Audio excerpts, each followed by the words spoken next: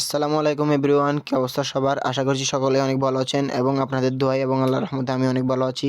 তো গাইস, আজকে সকাল সকাল কবুতর খামারে চলে আসছি। দেখেন, এসে কবুতরগুলোকে খাবার দিয়ে দিয়েছি। সর্বপ্রথম দেখেন আমাদের সব কবুতরই চলে আসছে খাবারের জন্য এবং ওরা বেশি ক্ষুধার্ত, কারণ ওদেরকে আমি একটু দেরি করেই ছাড়ি। আজকে তবে তাড়াতাড়ি চলে আসলাম। আজকে দেখেন কবুতরগুলোকে এসেই ছাড় দিছি এবং চারিদিকে ওয়েদার দেখেন কি অবস্থা। আজকে এই কয়দিন পানির জন্য, বৃষ্টির জন্য একদম টিকা যাচ্ছে না। মাঝখানে বৃষ্টি থেমে গেছিলো, এখন আবার হঠাৎ করে বৃষ্টি শুরু হয়েছে। আমাদের এলাকায় কিন্তু বৃষ্টি রানিং চলতেছে। আপনাদের এলাকায় বৃষ্টি কি চলতেছে নাকি চলতেছে না, এটা কমেন্টে জানাবেন আমাকে। এবং দেখেন আমাদের কবুতরগুলো কী সুন্দরভাবে খাবার খাচ্ছে, মাশাল্লাহ। কবুতরগুলা এরকমই হয়, যখন বৃষ্টির সিজন চলে আসে তখন কবুতরগুলোকে আমি ডিম বাচ্চা করার জন্য প্রস্তুতি করাই। যখন ডিম বাচ্চা দেয় তখনই বৃষ্টি চলে আসে এবং পানি ঢুকে কবুতর ভিজা গায়ে ভিতরে ঢুকে যায়, তার কারণে ডিমগুলো নষ্ট হয়ে যায়। এখন আপনারাই বলেন গাইস, আমি কি করব? আমার বারবার এই সমস্যার সম্মুখীন হচ্ছি আমি। যতবারই কবুতরগুলো কীভাবে করি, ডিম বাচ্চার জন্য রেডি করি, ওরা ডিম দিয়ে দেওয়ার পরেই বৃষ্টি চলে আসে। আমি কিছু বুঝতে পারতেছি না। খামারে তবে একটা তেরপাল লাগাইছি আমি, তেরপাল লাগা সত্ত্বেও কবুতরগুলো ভিজা গায়ে ঢোকার কারণে এবং বাইরের থেকে বৃষ্টির ছিটকা পড়ার কারণে কবুতরের ডিমগুলো নষ্ট হয়ে যাচ্ছে। খোপের ভিতরে বৃষ্টির পানি ঢুকলেই সমস্যা। আসলে কবুতরের বৃষ্টির সিজনে একটু সমস্যা বেশি হয়ে থাকে। যারা অভিজ্ঞ ভাইরা আছেন আপনারা জানবেন, বৃষ্টির কারণে অনেকেরই অনেক সমস্যা হয়। যেমন কি আমার দেখতে পারতেছেন এখানে পানি কতগুলো চলে আসছে, আর একটু হলে আমার ভিতরে ঢুকে যাবে।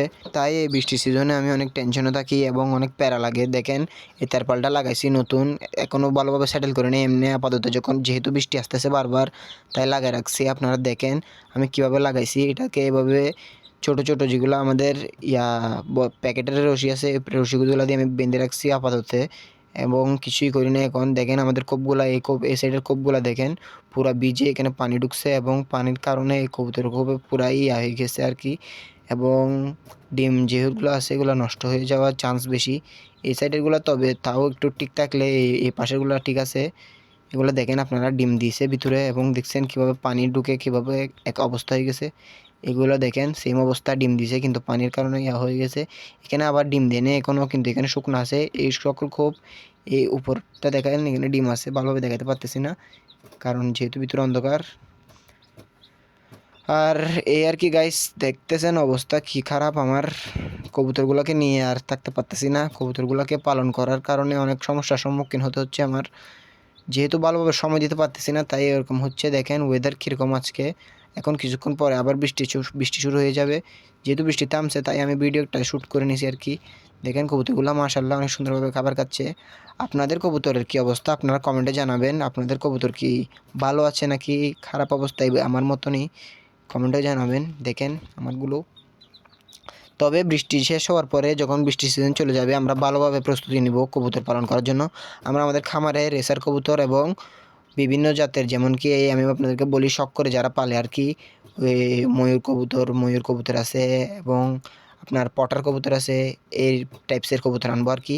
বাদ বাকি আপনাদের মতামত কমেন্ট বক্সে জানাবেন আমাকে। এবং আমাদের আজকে কবুতর অনেক কম দেখতেছেন, কারণ আমাদের বিভিন্ন কবুতর সকাল সকাল চলে গেছে অনেক দূরে দূরে। এগুলা বিল্ডিংয়ে বসে থাকে, এখন তো দেখতেছি না আমি। এখানে যাই, ওই দেখতে পারতেছেন বিল্ডিং, এখানেও যাই, এইখানেও যাই, অনেক জায়গায় চলে যাই। তো তাই আমি পাচ্ছি না এখন এগুলাকে। যেগুলো আছে এগুলাকে খাবার দিয়ে দিছি। কবুতরগুলা ইদানিং বাহিরে বেশি থাকে, যদিও দুপুরবেলায় আমি আসলে সবগুলোকে দেখি, কিন্তু সকাল টাইমে এবং বিকাল টাইমে আমি ওদেরকে তেমন দেখতে পাই না।